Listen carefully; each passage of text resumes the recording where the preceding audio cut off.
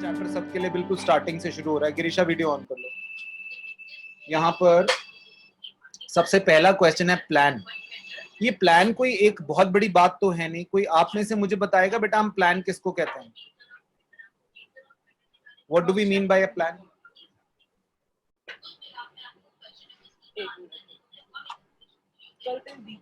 A plan spells out how the resources of a nation should be put to use. It should have some general goals as well as the specific objectives. Plan क्या होता है बेटा? Plan is basically deciding in advance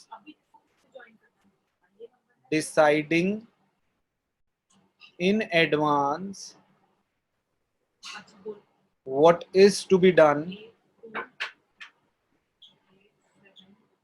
when it is to be done. Plan किसको कहते हैं बेटा?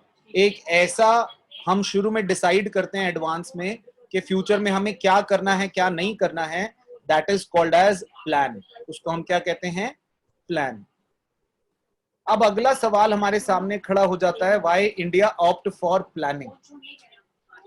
India planning के लिए क्यों ऑप्ट करता है? मैंने चार्जर दे दो फोन का।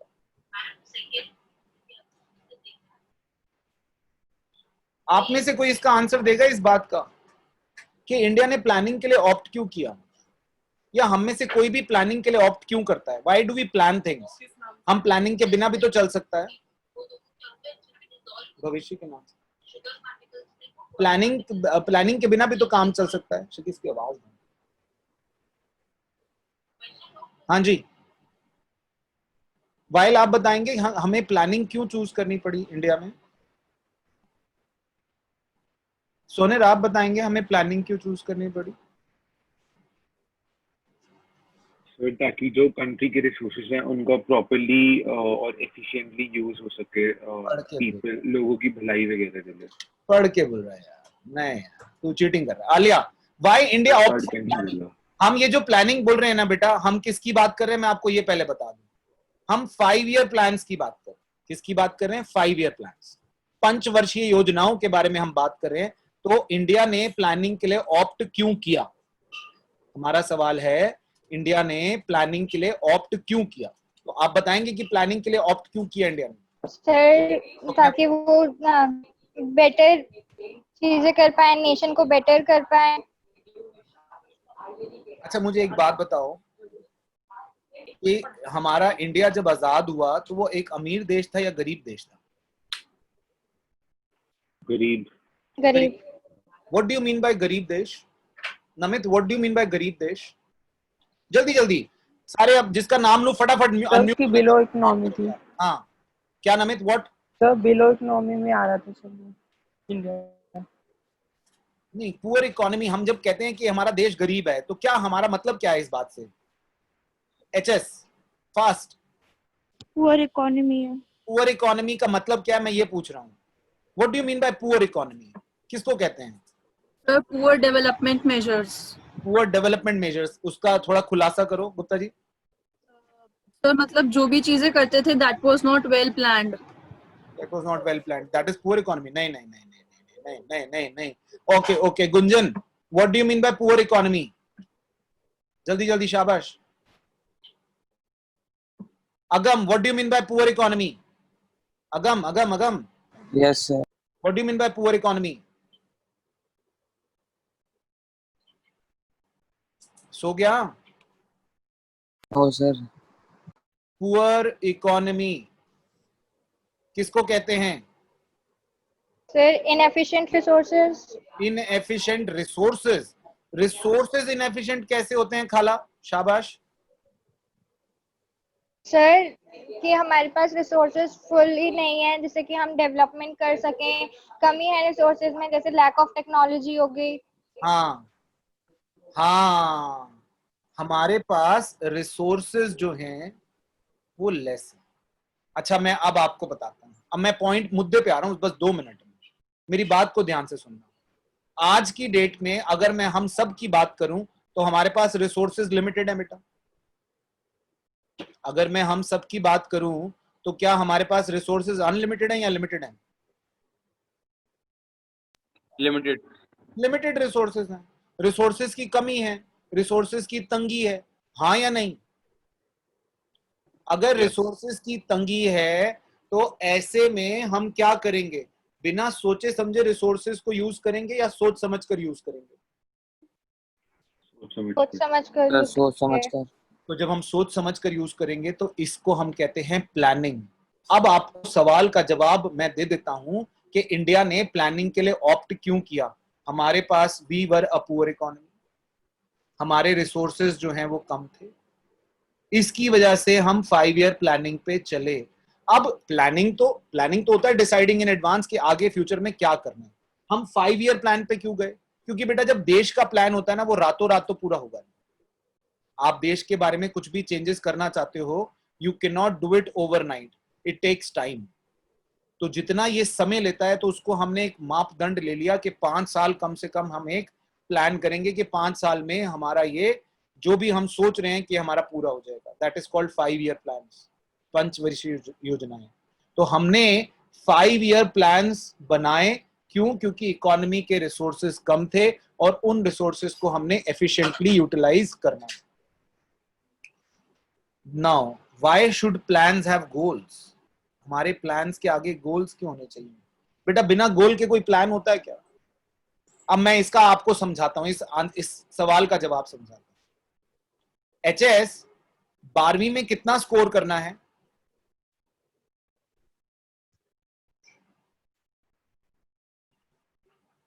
अच्छा, यानी इस आदमी के पास कोई गोल नहीं है। अच्छे की तो कोई डेफिनेशन होती नहीं बेटा। 85 to 90%। कोई डेफिनेशन, अब बातें छोड़ तुम। अच्छे तो बेटा जो बच्चा बड़ा मुश्किल से पास होता है उसके लिए बड़े अच्छे नंबर होते हैं। वो तो भगवान का शुक्र अदा करता है कि 33% नंबर आ गए। अच्छे की तो कोई डेफिनेशन नहीं। और कई ऐसे बच्चे मैंने रोते देखे कि 98% आ रहे थे, वो आगे 97.5, रोना डाला हुआ है। तो अच्छे की तो कोई डेफिनेशन नहीं है, यानी इसके पास कोई गोल नहीं है।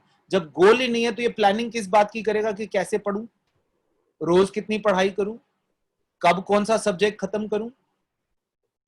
बोलो ना बेटा। कोई गोल मेरे सामने, कोई गोल होगा, अगर कोई गोल होगा मेरे सामने तो मैं यहां पर खड़े होकर प्लान करूंगा ना कि मुझे यहां तक पहुंचना कैसे है। प्लानिंग मुझे इस रास्ते के लिए करनी है, लेकिन जाना इस तरफ है ये तो पता हो। तो प्लानिंग में इसीलिए वो कह रहा है कि why should plans have goals, इसीलिए प्लानिंग के गोल्स होने चाहिए। अगर गोल ही नहीं है तो बेटा प्लान किस काम का? अगर सामने कोई लक्ष्य ही नहीं है जो लक्ष्य हासिल करना है तो फिर हमने प्लानिंग करनी क्या है? फिर तो जो चल रहा है अच्छा ही चल रहा है। अगर जैसे फॉर एग्जाम्पल मुझे अच्छे मार्क्स लाने हैं उसके लिए तो मैं अच्छा पढ़ ही रहा हूं, उसमें तो कोई कमी है ही नहीं। लेकिन मार्क्स मुझे डिफाइंड है, मैंने इतने मार्क्स इस बार स्कोर करना है तो पिछले साल के मुकाबले मैंने इतनी मेहनत ज्यादा करनी है, तो वहां पर मेरे सामने एक प्लान होगा और उस प्लान के हिसाब से मैं चलूंगा। Next question, what are HYV seeds? बेटा हाई यील्ड वैरायटी सीड्स किसको कहते हैं? High yield variety seeds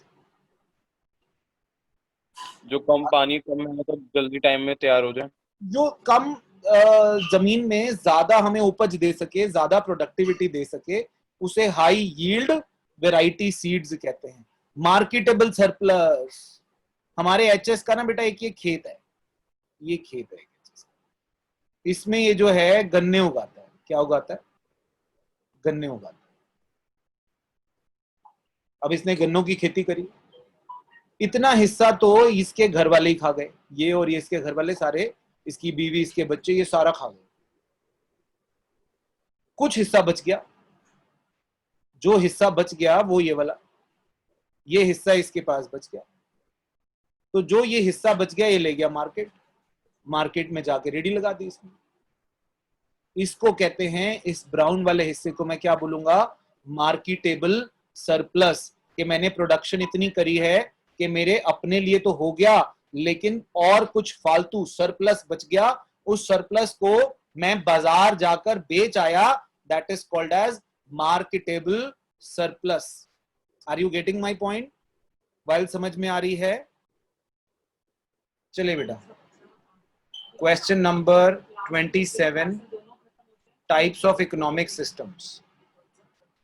types of economic systems, हमारे पास कौन कौन से इकोनॉमिक सिस्टम्स होते हैं बेटा? बचपन में पढ़ा है. पहला है कैपिटलिस्टिक इकोनॉमी. कैपिटलिस्टिक इकोनॉमी वो होती है जिसमें सभी के सभी चीजें किस पे डिपेंड होती हैं? Money, profit, private ownership. ये हमारी कैपिटलिस्टिक इकोनॉमी की खासियत है. यहां पर जो कुछ भी होता है वो प्राइवेट सेक्टर करता है और उस प्राइवेट सेक्टर का मेन ऑब्जेक्टिव होता है प्रॉफिट कमाना, पैसा कमाना. ये कैपिटलिस्टिक इकोनॉमी है. इसमें हर डिसीजन जो लिया जाता है वो यही सोचकर लिया जाता है कि पैसा कमाया जाए. जैसे सबसे पहला डिसीजन है व्हाट टू प्रोड्यूस, कि हम क्या बनाएं. वो गुड्स बनाएंगे जो प्रॉफिटेबिलिटी, जिसमें प्रॉफिटेबिलिटी ज्यादा हो. कौन से गुड्स बनाएंगे बेटा? जिसमें प्रॉफिटेबिलिटी ज्यादा हो, वो गुड्स हम बनाएंगे. देन हाउ टू प्रोड्यूस, हम क्या बनाएं और कैसे बनाएं. कैसे बनाएंगे? इन दिस केस कौन से वो बनाएंगे जिसमें लेबर चीप हो, और हम यहां पर कोशिश करेंगे कि कॉस्टली लेबर यूज ना करें, capital intensive methods of production जो है वो यूज करें. इसमें हमारा मेन मकसद क्या होगा? हाउ टू प्रोड्यूस, जिसमें in case of cheap labour intensive methods of production, labour intensive method use होनी चाहिए. In case of costly labour, capital intensive. अच्छा, ये लेबर इंटेंसिव और कैपिटल इंटेंसिव क्या होती है Aliya? What do we mean by these two technique? Sir labour intensive में capital नहीं होते, like machinery tools, machine tools equipment ज्यादा यूज नहीं होते. लेबर काम करते हैं उसमें, लेबर प्रोडक्शन करते हैं. और कैपिटल इंटेंसिव में सर मशीनरी यूज होती है, लेबर से ज्यादा मशीनरी से प्रोडक्शन की जाती है. बिल्कुल ठीक है. तो यहाँ पर ये कह रहा है कैपिटल इंटेंसिव, अगर आपकी लेबर चीप है तो लेबर इंटेंसिव टेक्नोलॉजी, और मशीनें चीप हैं और लेबर महंगी है तो कैपिटल इंटेंसिव टेक्नोलॉजी. सिंपल सी बात है. How to produce, then for whom to produce, किसके लिए बनाए? नीड्स के बेसिस पे नहीं बनाएंगे, इनकम के बेसिस पे, परचेजिंग पावर के बेसिस पे. जिनकी परचेजिंग पावर हाई है उनके लिए बनाइए. जैसे आप लोग हैं, आप लोगों की परचेजिंग पावर हाई है, आपके लिए बनाएंगे जो गुड्स एंड सर्विसेज बनाएंगे. मेरे जैसे के लिए नहीं बनाएंगे. क्यों नहीं बनाएंगे? मेरी परचेजिंग पावर हाई नहीं है. समझ रहे मेरी बात? तो होम टू प्रोड्यूस किसके लिए बनाएं? उनके लिए जिनकी परचेजिंग पावर अच्छी हो. तो व्हाट टू प्रोड्यूस, क्या बनाएं? क्या बनाएं? जिसका प्राइस अच्छा मिले, जिसमें प्रॉफिट अच्छा हो. हाउ टू प्रोड्यूस, कैसे बनाएं? लेबर इंटेंसिव यूज करें अगर लेबर अच्छी अवेलेबल है, चीप अवेलेबल है. कैपिटल इंटेंसिव यूज करें जब अगर लेबर महंगी हो और जो है हमारी कैपिटल चीप. देन आ गया सोशलिस्टिक इकोनॉमी. बेटा सोशलिस्टिक इकोनॉमी किसको कहते हैं? जो इकोनॉमी कौन चला रहा है? प्राइवेट सेक्टर नहीं, गवर्नमेंट सेक्टर चला रहा है. दूसरी बात, गवर्नमेंट सेक्टर के अलावा यहां पर हम सोशल मोटिव होता है, प्रॉफिट मोटिव नहीं होता, हमारा सर्विस मोटिव होता है. ठीक है. और डिसीजन यहां पर कौन लेती है? यहां पर डिसीजन गवर्नमेंट लेती है मैक्सिमम. इसमें और इसमें क्या फर्क है? ये सारा का सारा प्राइवेट ओनरशिप, मेन मुद्दा क्या? प्रॉफिट. ये सारा का सारा गवर्नमेंट ओनरशिप, और मेन मुद्दा क्या? सर्विस मोटिव, कि लोगों की सेवा की जा सके. अब इसमें व्हाट टू प्रोड्यूस, हम यहां पर क्या बनाएंगे जिसकी जरूरत ज्यादा है? Need based, income based production नहीं होगी. यहां पर नीड बेस्ड प्रोडक्शन होगी. जहां जरूरत ज्यादा है उन लोगों के लिए ज्यादा बनाया जाए, बजाय इसके कि जो इनकम ज्यादा दे रहे हैं, जो कमाइयां ज्यादा दे रहे हैं, उनके लिए नहीं बनाएंगे जो कमाइयां ज्यादा दे रहे हैं. हाँ या नहीं? देन हाउ टू प्रोड्यूस, कैसे बनाएं? गवर्नमेंट डिसाइड करती है कि कौन सी टेक्नोलॉजी यूज करनी है, how the goods are to be produced. मैंने क्या कहा था? इसमें सारे डिसीजन कौन लेती है? Government. For whom to produce supposed to be based on what people need and not on what they can afford to purchase. यहां पर परचेजिंग पावर नहीं चलेगी बेटा. यहां पर तो क्या चलेगी? नीड चलेगी. उन लोगों के लिए बनाया जाएगा जिनको ज्यादा जरूरत है. उन लोगों के लिए नहीं बनाया जाएगा जिनकी ज्यादा परचेजिंग पावर है. आप समझ गए? सोशलिस्टिक इकोनॉमी में प्रोडक्शन जो है गुड्स एंड सर्विसेज की, उन लोगों के लिए होगी जिन लोगों की जिन लोगों की जरूरतें ज्यादा है, ना कि परचेजिंग पावर। कैपिटलिस्ट इकोनॉमी में क्या होता है, जिनके पास परचेजिंग पावर ज्यादा उनके लिए बनाई। अब कैपिटलिस्टिक और सोशलिस्टिक ये दोनों बेटा ऑपोजिट डायरेक्शन में जाते हैं। इनके बीच में आता है मिक्स्ड इकोनॉमी, जो हमारा देश है और संसार के मैक्सिमम देश जो हैं वो इस टाइम मिक्स्ड इकोनॉमी, यानी वहां पर मिक्स्ड इकोनॉमी में क्या होता है, प्राइवेट सेक्टर भी होता है और गवर्नमेंट सेक्टर भी होता है। In case of mixed economy there is government sector as well as private sector. यहाँ पर अगर मैं मिक्स्ड इकोनॉमी की बात करूंगा तो मिक्स्ड में दोनों हैं, प्राइवेट सेक्टर भी है और गवर्नमेंट सेक्टर भी है, दोनों मिलकर प्रोडक्शन कर रहे हैं। यानी यहाँ प्रॉफिट मोटिव भी चल रहा है और यहाँ सर्विस मोटिव भी चल रहा है। That is called as mixed economy. Is that okay? अगला क्वेश्चन आ गया हमारे पास, गोल्स ऑफ 5 ईयर प्लान्स।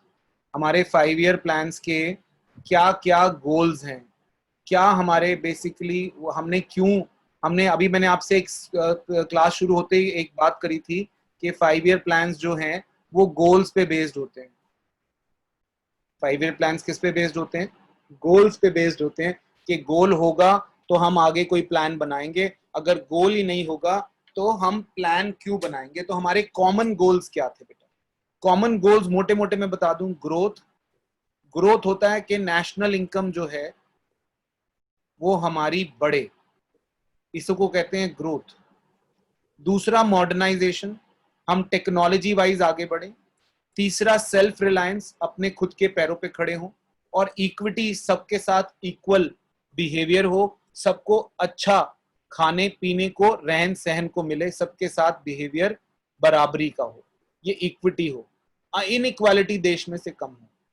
तो ये हमारे 5-4 गोल कॉमन गोल थे। अभी तक जितने भी 5 ईयर प्लान्स हो चुके हैं, हम मेरे ख्याल से 11वें 12वें 5 ईयर प्लान में है, आई डोंट रिमेम्बर एग्जैक्टली। तो जितने भी 5 ईयर प्लान्स हो चुके हैं उनके सबके एक कॉमन गोल रहे हैं, वो कॉमन गोल हैं ये 4। पहला है उसमें से growth. The stagnation during the British rule forced the planners to make economic growth as fast as first and foremost objective. Growth refers to increase in country's capacity to produce goods and services. दूसरे शब्दों में national income को बढ़ाना। Growth implies either a large stock of productive capital यानी हमारी मशीनें, or a large size of supporting services like transporting, or an increase in efficiency of productive capital and services. A good indicator of economic growth in the language of economy is the steady increase in GDP. GDP में increase हो उसे हम growth कहते हैं। GDP refers to the market value of final goods and services produced in the country during a year. Increase in GDP or availability of goods and services enable people of one year. The GDP of a country is derived from different sectors: agriculture, industrial and service. कौन कौन से sector होते हैं? Primary, secondary और tertiary. In some countries, growth in agriculture contributes more to GDP, while in some countries, growth is contributed by another service sectors. हमारे देश में GDP जो है ज्यादा से ज्यादा contribution अभी भी एग्रीकल्चर का है। The contribution of each sector makes up the structural composition of economy. हमने अभी क्या डिफाइन किया बेटा? मैंने अभी आपसे क्या कहा? प्लानिंग करने के लिए हमारा गोल होना चाहिए। गोल ही नहीं है तो प्लानिंग क्या करोगे?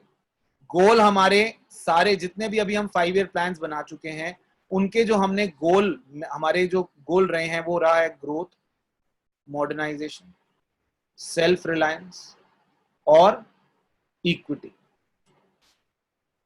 GMCE।